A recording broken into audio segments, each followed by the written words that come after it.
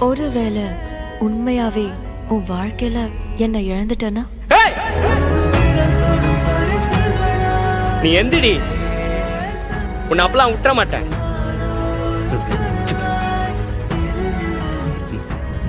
எப்படிதானோ நாம எதை நம்புறோமோ அதுதான் கண்டிப்பா நடக்கும்.